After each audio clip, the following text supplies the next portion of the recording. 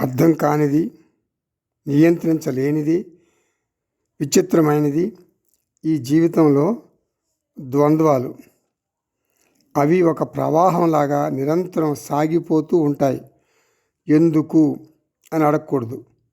అది మిస్టరీ అంతే. ఆ ప్రవాహాన్ని సాక్షిగా చూడు. జ్ఞాని చేసే పని అదే. ప్రపంచంలోని అత్యంత ధనికుడు బిచ్చగాడిగా మారిపోవచ్చు. ఇది ఒక విచిత్రం. అంటే జీవితం ఒక విచిత్రం, మిస్టరీ. ఇది నాకు జరగదు అని గ్యారంటీగా ఎవ్వరూ చెప్పలేరు.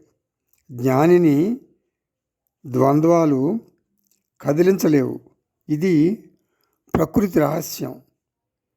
ఇది ప్రపంచం ఆడే వింత నాటకం. ఇది ఆపటం ఎవ్వరికీ సాధ్యం కాదు. ద్వంద్వాలకు ప్రాముఖ్యత లేదు. ఎందుకని?